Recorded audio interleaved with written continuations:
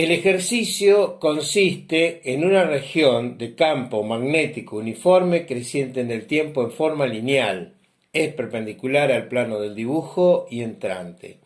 Esa región de campo magnético abarca completamente a un circuito formado por dos cuadrados de alambre conductor. Cada lado tiene longitud L y resistencia R. Tienen un lado común y al cuadrado de la izquierda le falta un lado y por lo tanto tiene dos extremos abiertos. Se pide indicar dónde existe fuerza electromotriz inducida en este circuito y calcular su valor, decir por dónde circula corriente y calcular la diferencia de potencial entre los puntos A y B. La primera parte es bastante simple. Existe fuerza electromotriz inducida en ambos cuadrados porque el campo magnético variable en el tiempo los atraviesa.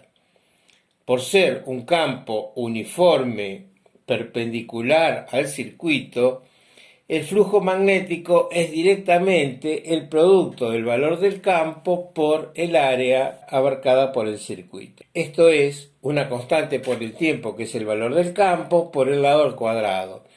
La derivada respecto al tiempo permite obtener el valor de la fuerza electromotriz, quedando una constante por L cuadrado y tiene el mismo valor para ambas partes del circuito.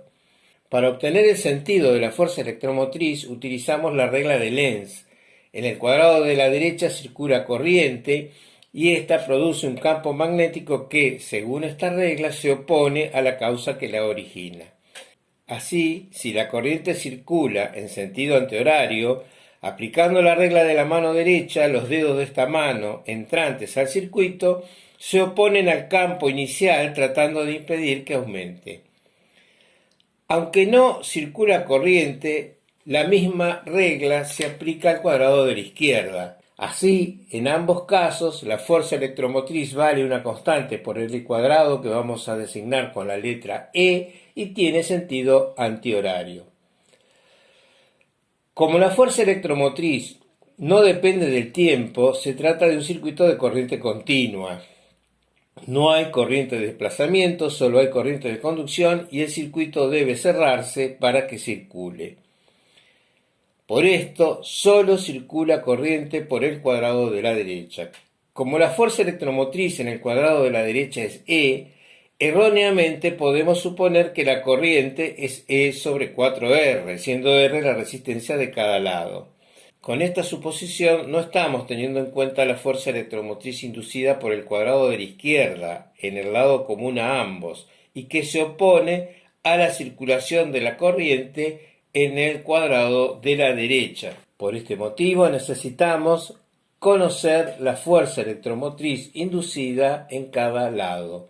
Para comprender que la fuerza electromotriz inducida en cada tramo del circuito depende de toda la región de campo magnético, tenemos que mirar más detalladamente la ley de Faraday. Como resultado, no podemos resolver el circuito tal como está porque no hemos definido los límites de la región de campo magnético variable. En el siguiente video vamos a considerar que el circuito está sumergido en un campo uniforme infinitamente extenso y trataremos de llegar a una solución verificable.